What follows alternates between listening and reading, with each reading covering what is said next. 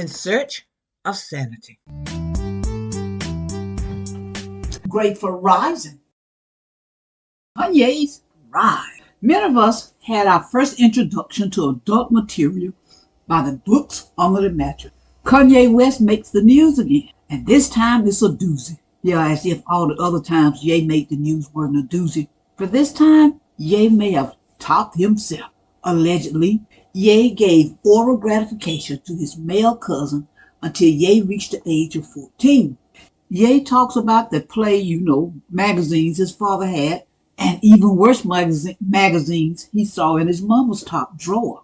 The black community was shocked and outraged. Well, the black community's reaction said they were shocked and outraged. Some in the black community actually ridiculed Ye.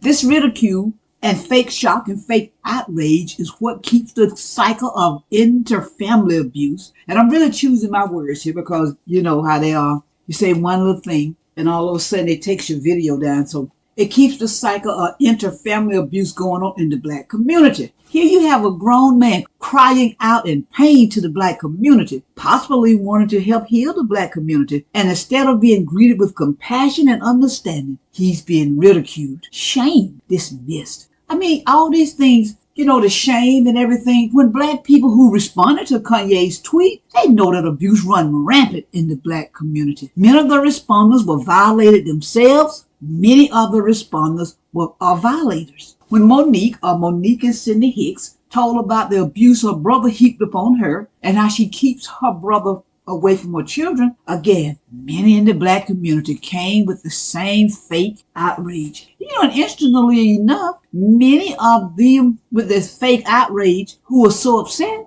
they were upset with Monique for exposing her brother more so than they were all upset about the brother who did the abuse. You see, what Monique did by exposing her brother's abuse was to chip away at the myth of morals in the black community. In 2 Timothy 2:5, the Bible talks about a form of godliness. It reads, having a form of godliness, but denying the power thereof. That's us in the black community. That's a mirror image of many in the black community. Now, this is Kanye's alleged tweet.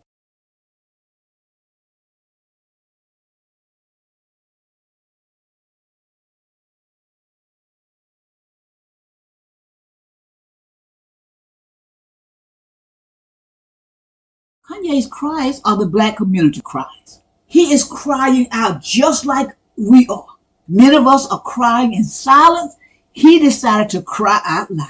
That's why I say Kanya'S cries are the black community cries.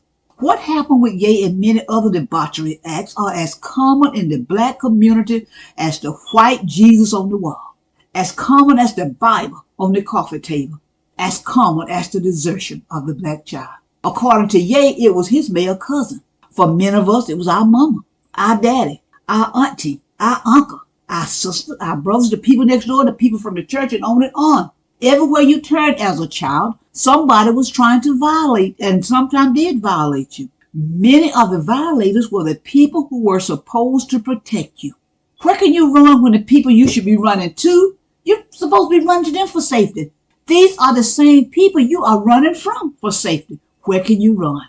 If you run to other family members, often you will be beaten, called a liar, or ridiculed. If you run to those outside the family, oftentimes you get the same results. The ones you run to outside of the family, sometimes they go to the family member and tell them what you said, not to help you, but to warn the abuser.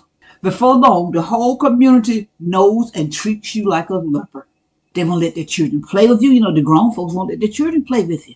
They start to call you names. I'm talking about the adults, not the children. And on top of that, the person that you told sometimes start to abuse you as well. A woman I know said when she was a girl, her uncle violated her. She told her mama. She said her mama beat her in front of the violating uncle and made her apologize to him. After that, she said it was field day on her. Her uncle would often sneer when he was abusing her and ask, who you gonna tell? Your mama. I was at a church and one of the brothers was preaching. Not the minister, one of the brothers. He talked about his addiction to adult material. He said his daddy had so many adult magazines around the house and that his daddy involved him, the boy, in foul activities. Here again, I'm choosing my words carefully so this video won't get removed, but you know what I'm talking about. The brother talked about the damage this adult addiction caused him, just caused him so much pain and so many problems, along with the acts his father made him do. He said he turned to drugs and alcohol to try and stop the painful thoughts and to deal with the filth he was made to do. By the way, I hear that quite a bit in talking to people who were abused, a lot of your drug addicts and stuff. Check out my podcast if you haven't already.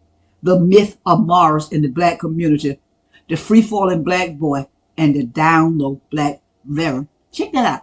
When the brother finished preaching, the minister of the church got up and made the brother take it back. The minister said that the devil made the brother say those things. The minister also said that the brother's father was a good man. The brother, just as Ye did, cried out to the community, only to be called a liar. The brother being called a liar and Ye being ridiculed, it stops others from coming forward. I commend Ye for having the courage to come forward. I applaud Monique for protecting her children and exposing her brother. Until we deal with all the filth, all the depravity, and all of this denial, Ye's are going to be created over and over. Let's use this time as a time to start the healing process as opposed to ridiculing Ye. Let's start the healing process in the black community. Start with the fake shock. Start with the fake outrage. The myth of morals in the black community is just that, a myth. More on this coming up. Stay tuned. Black community, you ridiculed Ye when he came for you crying out for help. Why did you do it? Subscribe, comment, like, and share. Support our youth in any way you can. Keep on churning till the butter comes. Albert C. Richardson, a black man, patent the butter churn U.S. patent number 446470, February 17th, 1891. I'm LilyBell. I'm just trying to create a dialogue. I leave you with this. If they close my book, you remember my story. A Nat Turner Runner production. Lock and load. LilyBell. Be encouraged.